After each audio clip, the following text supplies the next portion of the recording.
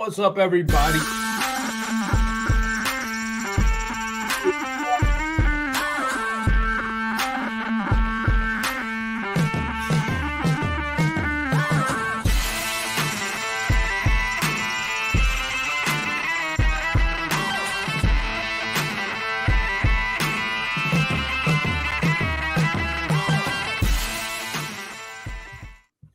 What is up, everybody? I think we're ready to go with this new show format we got here. We got some technical things we're working out, but we're going to get to it.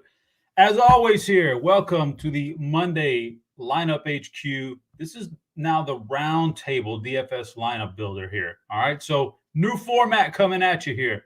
Interactive. We're not recording this thing anymore. We're doing it live, and we're hoping to get a lot of interaction here as we go on. So, guys, we'll get to it a little bit more. We'll bring in, as always on Monday morning, our guy Tuttle here.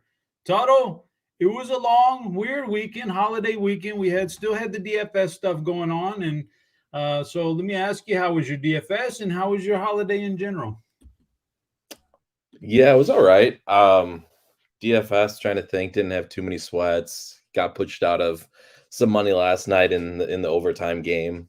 Already grinding out Boxing Day this morning, the old EPL league. That I love Boxing Day. But suboptimal setup currently at the in-laws, hoping I don't get walked in on by any of the, I think, 10 kids that are here. So yeah, I don't know. Hopefully we'll get some interaction throughout the show and build some decent lineups. Yeah, as I alluded to already, it's going to be a new format moving forward, guys. So we're still going to talk you through players, still going to build lineups for you and all that. But we're going to try to get this thing to where you guys can interact and ask questions. I mean, that's what we're here for. Basically, it helps everybody. If you have something you want to talk about, please, by all means, fire it up in one of the chats, and we're going to talk you through it and all that good stuff. What you want to do, if you are a premium member and you have the NFL Discord, that's kind of where you want to be because that's our priority. But we will still keep an eye on the YouTube chat for you. So those are your two options. Anything you want to talk about, anything you want to know about the game or our opinions on any of this stuff, fire it away. We're going to do this Monday, Thursday, and Sunday nights. So that's how we're going to end out this year and take this thing into next year. So hopefully everything works out well. Yeah, holiday weekends, not quite over because we're going to go through this week and then we got another one next week. Is not the whole Christmas thing. Man, I tell you what, I always feel like this on Christmas night when I'm sitting there and looking at the lights one last time. Like, it's so anticlimactic. You wait all year long for that, man, and then it's over with like that. So it's a little bit sad. So, Toto, did what Santa bring you for Christmas? Anything good? No, I didn't get anything good, man. Really? I don't get, we don't.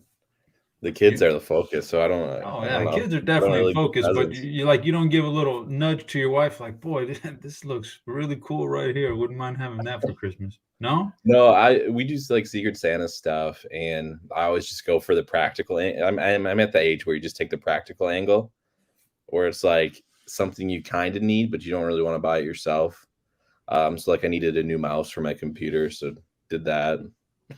Got a new dad hat, that sort of thing. Nothing enjoyable, really. Okay, fair enough. Well, yeah, everybody's different, but for sure the kids are the focus. But if you see something you want, you got to throw a little hint to the wifey, man. Like, oh man, that looks cool. So I did that. I did that, Toto. I threw a little hint. So I got what I wanted, man. Well, I mean, you can't leave us hanging like that. I'm really stoked when I saw the commercial for the MetaQuest VR gaming headset. So okay, I was like, why don't we take? Because usually we do what you're talking about, but I was like, why don't you find something a little bit more pricier because this is something I kind of want to, and I wouldn't mind getting this for Christmas. So we exchanged some rather expensive gifts this year, but I'm looking forward to it, man. Once I set it up and watching some games and doing some stuff in VR, so. Going to be fun, guys.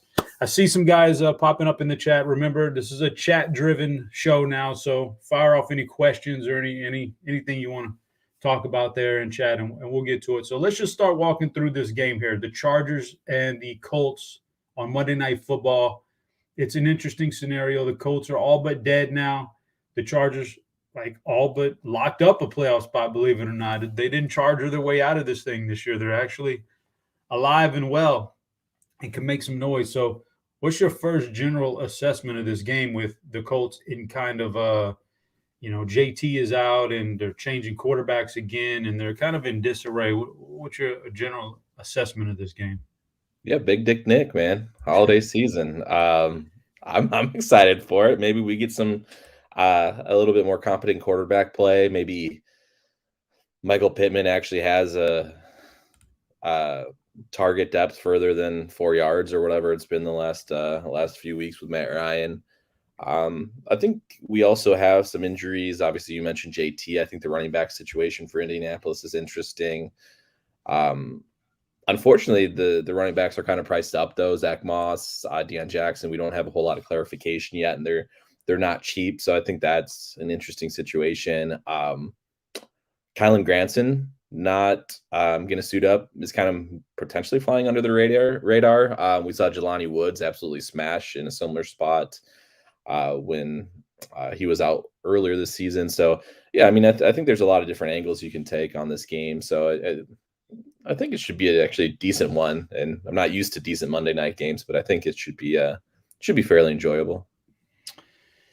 Yeah, and one thing you just touched on is where I think is going to be the interesting angle on a game like this is when you have a new quarterback and his targets. We kind of don't know what he's been doing in practice and who he favors and who he's been working out with, and that matters. It matters so much for that position with wide receivers / tight ends.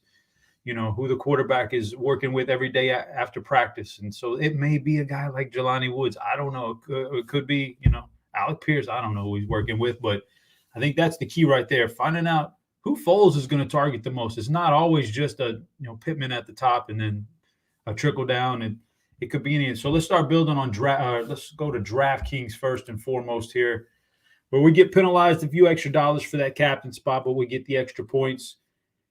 Expensive captain, cheap captain, who you got your eye on here? So when I was kind of playing around with lineups here, I was trying to look at cheaper captain options because we do have a couple cheap guys. You mentioned Alec Pierce. He's only 2,800 on DraftKings. Jelani Woods is 2,800. If you go cheap captain, though, you actually I almost prefer lineups with both those guys in it, or at least one of those guys in like a kicker. And if you can't really go captain with a cheap guy and make that fit, because I think those options are significantly better than like what we see with like the $200 range. Sometimes we get like a $200 option that's really good.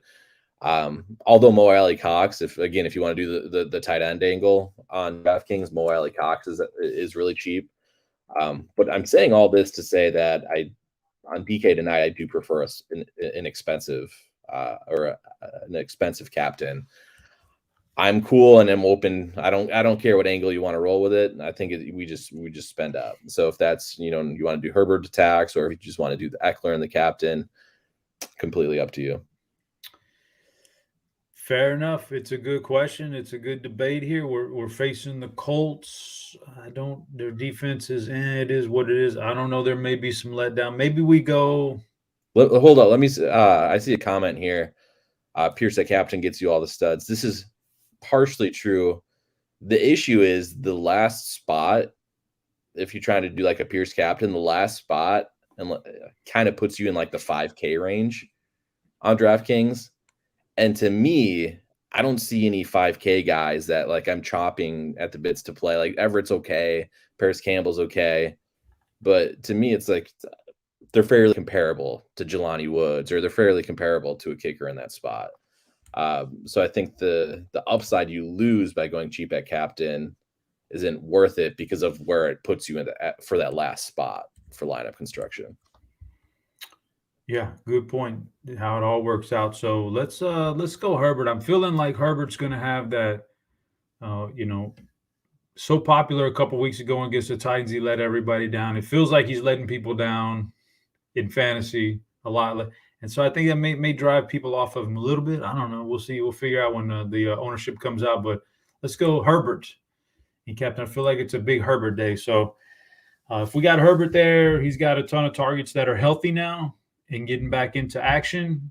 Who's some of your favorites to put in this lineup? And how many would we go? Like you got your quarterback in, Captain. What's your basic? Like, is 2 enough? Is 3 too much? Is 3 just enough? Like, what's your thoughts there? I would go at least 2. 3's fine. I mean, Herbert's mobile enough too, where he can get some done with the legs. If we're talking like a true statue quarterback, like a Tom Brady or something like that, you want definitely 2, but there's a better case for 3 in that situation. This case, I think you can do Herbert, his 2 studs, and then it would be one spot where we're probably leaving out Eckler in this build.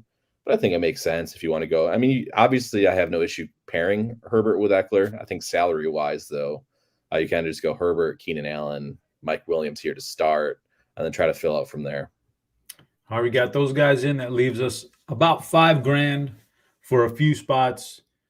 Indianapolis guys, we need to talk about them for a minute, see where our mind's at with them. I mean, there's a lot open. I mean, this is a wide open game for them. We have no idea, really. They got a new running back. Their workhorse is out, so we don't know how that's going to play out. And they're changing quarterback, which is huge. Can't emphasize that, how bad those other 2 guys have been for them and their receivers this year. Now, Nick Foles may be just as bad. There might be a reason why he's just now finally getting in here in week 16. So he may be just as bad, but he may actually bring a little bit of life to him. We don't know. So out of all this new stuff that's happening with the coach, it's almost like week 1 almost. We don't know what's going to happen. Like, what's your favorite Colt angle here? Yeah, so I think it's going to be Pittman is my favorite. I think the biggest question here, and it's one we have in chat, is the running back situation, right, between Zach Moss and Deion Jackson. I think regardless of who we get announced starting, supposedly that's supposed to happen today, I think it's fairly safe to assume we're probably going to see a fairly even split. I don't think it's going to be a situation where we get a starter announced and then they're on the field for 80% of the snaps or something like that. I think regardless, we're probably looking at like 60-40 either way, which makes it less appealing to play one. Makes it more okay to play both, I think, if you're into that. I'm usually not into negative correlations like that for a running back, but I think there's a split big enough, or I think that's even enough that you'll probably, if you're looking for a contrarian approach, I think you could probably play them both together. My lean, if I had to choose one, would be Deion Jackson, just because I think he's more involved, or he's more capable as a pass catcher. So he would be my choice of the 2 running backs. I don't like them all that much. I think the biggest thing you just want to be cognitive of Deion Jackson's going to profile more as the pass catcher. So if you're building a lineup like this, he would make more sense, right? We're probably assuming that the Colts are coming from behind. He's going to have passing game work. You play Deion Jackson there. I think Zach Moss you would reserve for more of like grinded out type game, not as high scoring. Your Colts are keeping possession of the ball. They're kind of grinding it out. So I think it's honestly a toss up. I'm not going to pretend I know which one's a better option. And I would just play whichever one makes more sense with the game script. I don't think we have to play one in this lineup though either. If you don't want to, I like the cheap Colts as my on DraftKings. The cheap Colts are my favorite. So Alec Pierce, Jelani Woods. I would take Pierce here and then kind of see where that leaves us salary wise. Yeah. So just as you were answering that, and Yeezy had his question, if you had to pick one, Moss or Deion, would you just say it's lineup based, like whatever game script you have in your lineup is the guy that's the guy you pick? Like if you think it's going to be, if the Colts are going to win this, if you think the Colts can come in and pull this upset, it makes sense for Moss to be the workhorse. He's pretty good. I mean, he didn't ever got a fair rap in Buffalo, but he has, that grinded out skills that Jeff Saturday likes.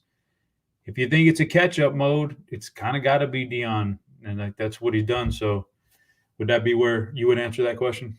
Yeah, definitely. I would say it's lineup specific. And I touched on it a little bit. I mean, it feels weird, and I'll agree that it's not an optimal strategy. But I think with this specific situation, you could play both together in the same lineup. Again, that's going to be one approach to get you a little bit more contrarian. I really don't think it's that bad. You would just hope that it's a run heavy approach. Running backs are the focus of their attack, which you don't have to like. We don't know what Nick Foles looks like at this point in his career. Mm-hmm. So it's not a huge stretch to say that the Colts are going into this and they're going to run the ball, or even just do checkdowns as much as possible. So I don't think it's the optimal approach, but I think for tournaments, if you're looking to get a little different, I don't think you lose too much on a projection standpoint if you just play both together. Yeah, your point, Nick Foles, like, let's be honest here. He's had, aside from that run in Philadelphia, which I don't know what happened, where he got them to the Super Bowl and they won it. That run, and then he was best known for that 7-touchdown game against the Raiders way back in the day. Thank you, Nick Foles. That was one of my bigger weekends ever. Like, aside from that, man, like, he's not been that good of a quarterback in the NFL, to be honest with you. So we kind of don't know where this one's at. And I say Mr. Gerg in chat, he says Herbert's been underwhelming this year. He has been. Why? Like, the guy's got it. When you watch him, he's so smooth. His form is so good. He throws the ball so well. Why has he been so poor this year? So the consensus, I'm not going to pretend like I'm some super smart football guy. I play DFS. I enjoy the game theory behind DFS. From a football standpoint, the consensus seems to be that it's more of a play calling thing than anything else. So the routes the receivers are running aren't optimal.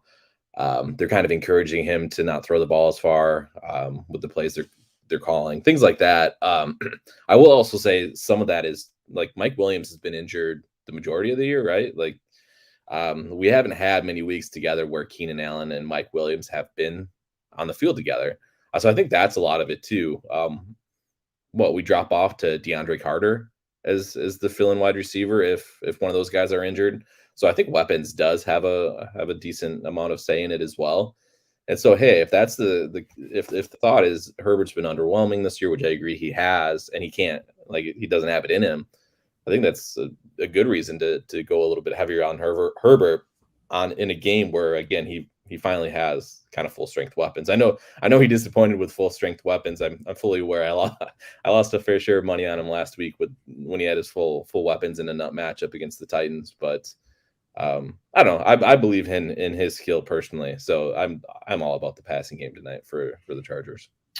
Yeah, let's hope he's going to break out of it tonight. I feel all right. So we're at the point now where I think we're looking at Pierce here in this lineup. Pierce with a ridiculously low salary tonight on DraftKings, considering all things considered. So 6,200, 2 spots left. Let's do one more spot. We don't want to break the terms of service for DraftKings. So one more spot here. Like, would we go star and scrub or more balanced? Do you see anybody in the balanced range we want to go with that fits this lineup? What's your general thoughts here?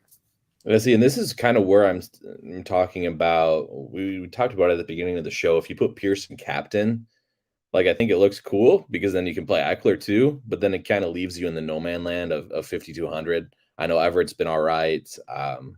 Not a terrible play.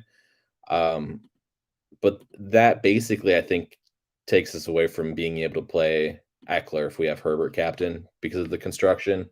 So if we have Pierce here, I think we're looking at a kicker. Like, kicker Pittman is probably how I would finish this. That's going to be a little bit chalky. But that's probably how I would finish it. Or if you wanted to do like a Foles and then Jelani Woods with it for the passing attack, that would be my preferred way to end this build. I like it. Let's go with Foles. Let's plug in Foles and then see you have 3,400 left over. We won't fill it out, but there's actually a few guys. You can cycle through some guys right there if you really wanted to and try to find that secondary pass catcher for Foles and strike lightning in a bottle. You just never know. It might be Woods. It might be one of these other guys. You just don't know. Ashton Doolin. Who knows, man? Who he's been playing around with on the side of those things. Is there anybody like super cheap? Like, I'm looking down here. I see Ali Cox at 200. Even Jordan Wilkins, who I don't really want to play Jordan Wilkins, but we're without JT. We don't know how that's going to play out. He's 200. Is there do you have any? Would you play either one of those guys for any I would play significant LA amount? Cox for sure, Okay. with some lineups, and I think you can do it. I mean, he's had spike games, right? Well, I mean, one maybe where he got the 2 I touchdowns this mean, season. just one touchdown for 200 tonight might be the thing that gets you there on Right. in the optimal. So, And to be completely honest, like Jelani Woods is going to get all the ownership and all the attraction, but from a projection standpoint, it's going to be very hard to separate those two. To say Jelani Woods is a significantly better play than Mo Alley Cox is probably inaccurate. So even though he's cheaper, I think Alley Cox will still be significantly lower owned than Jelani Woods. So yeah, I mean, you can definitely play Alley Cox if you want to. fair enough, guys. We are going to go to FanDuel now. Don't forget, this is an interactive show. So, got any questions as you rumble on and stumble on into the room after the Christmas vacation? Please fire them off in one of the chats. The Discord number one, or then the YouTube chat. Get it in there, and we'll pick it up and we'll answer it. We're here for you guys, okay? Mondays, Thursdays, Sunday nights. We're here for you guys with this new format of the show. So we're on FanDuel now. It's kind of a little bit different roster construction. One less spot. You don't get the penalty for the MVP. It's a lot easier to stumble on the optimal, the straight up optimal at the end of the night. Stumble on it here on FanDuel every once in a while when the game script breaks right. So are we still looking at Herbert as our top guy, or does this kind of sway you more towards a more expensive Austin Eckler, where the scoring system favors running backs, although it doesn't really matter with Eckler. He's such a PPR guy anyway. But what's your thoughts on MVP over here? Yeah, I mean, you name the top 2 guys. Herbert, from a raw projection standpoint, would be the guy you pencil in there. Eckler would be fine with as well. I think anything after those 2, you're going to get a significant ownership discount. I think those 2 by far will be the highest owned MVP options. So it's kind of ugly to put anybody else in there besides those 2. But hey, maybe Big Dick Nick has the 7 touchdown game again. You throw him in there with a couple pass catchers like Pittman and Pierce. I think it's fairly reasonable. It's not the most probable thing to happen, but he would be my contrarian option. Would be Nick Foles. But yeah, I mean, we created the Herbert captain team, so if we want to stick with the chalk and just do Eckler MVP, I'm fine with that as well. Tough one. So let's take this lineup and let's say we're going to throw it in the $5 FanDuel for all the marbles, and you got to be at all those teams. Let's just be contrarian then, because we know what we're going to do with Herbert and Eckler and how popular they're going to be and where they project. Let's do Nick Foles in the MVP and hope we can something crazy happens here. So let's go Nick Foles and then start talking. So if you're on FanDuel, you got these limited spots. I asked you about Herbert on DraftKings, but if you only got 4 flexes over here, what's your cap on targets for a particular quarterback? If you got him, you wouldn't do 3 targets out of 4 flexes, would you, for your one quarterback? This one's tough because we kind of talked about it on DraftKings, like the profile of the prototype of the quarterback. Where Foles, it's you're probably not getting a rushing touchdown out of him, right? His guys are cheap enough where I do think you could do 3 receiving options here. If you wanted to do like, yeah, I mean, I think that's honestly, I do think if I'm doing Foles captain, I think that's probably the build, is that you do Foles, you do Eckler, and then you just jam Colts pass catchers in the last little bit of spots. Let's see what we can come up with then. Take Foles, take Eckler, and then look and see what we. So let's see. Start off with Pittman. So you're 500 off from being able to play the top 3 wideouts for the. That might be good for us. We don't really, we don't want to be super chalky anyway. So let's say we go Pittman, and then who you think it's Campbell? You think Pierce is the number 2 guy? Yeah, Pittman's one. Pierce, Campbell. 8,500. So yeah, I wouldn't want Campbell anyway. So we're good there. This could be your, I mean, when you're talking about touchdowns and FanDuel and how much they mean, this is definitely a tight end position you could take here. So, or you could rearrange some things and find a way to get Deion Jackson in there, a pass catching running back. But I like the tight end angle here. Let's talk about let's take a tight end here. Yeah, and see, the thing is, again, I mentioned it kind of. I mean, I haven't looked at our projections. I'm going to look at them now. I'm actually interested to see what the difference in projections are for like Jelani Woods and Allie Cox. 2-point difference right now between the two. Again, I think they're fairly comparable options. So even if you want to run this lineup twice and put, Woods in at one time, Cox in at the other time, the Cox lineup will be less duped. Although I'm not too worried about dupes with a Foles captain or a Foles MVP here. And we don't have to finish it with a third pass catcher for the Colts, but I do think it's what makes most sense with this lineup. It does. It makes sense. So let's see here. Let's go Mo Alley Cox. Let's shoot for the moon and hope that that's a touchdown to your tight end there, and then the other two guys are getting some good work from Foles and Eckler's dominating everything on the other end, which he's been known to do. So I like the way that one shapes up, man. That one looks kind of sexy there. It all makes sense. So, guys, I'm not seeing very many questions. If you want to fire off some questions, Toto, you got any words? If we don't get any more questions, what would be your takeaway from this particular game right here? What's your final parting shots here? Yeah, so I think the biggest points we talked about, we like Pierce, or at least I like Pierce a lot. I think he's the top value option of the game. I don't think that's like a surprise though. I will reiterate, I think you can play both running backs. Just be cognizant of how you're deploying them. Zach Moss profile is more of the kind of the grinder type. Deion Jackson more is the pass catching type. So just make sure they fit your game script that you're building with your lineups. It's not the worst thing in the world, not optimal, but not the worst thing in the world to shave off a few points in projection and play them both in the same lineup and hope they concentrate. I would not play Nick Foles in that lineup if you're playing both Colts running backs. I would not play Nick Foles in that lineup. But yeah, I think that's kind of the general. And both you and I are high on Justin Herbert. Unsurprisingly, doesn't seem like a hot take. But I do think if people are shorting him because of his performance so far this season, it makes sense to be even more aggressive with him in lineups. Yeah, as always, I'll reiterate the fact that if you're out there playing a cash game lineup, the projections, a system like the Blitz, all that good. Whoever you trust with it matters. They matter a lot. But when you're looking at trying to take down a GPP with a lot of people, it's less about projections and it's more about lineup construction and how you play it. And in a showdown, you just want your game script and you want to stick to it and you want it to make sense. And I think that's what we did here with both of these lineups.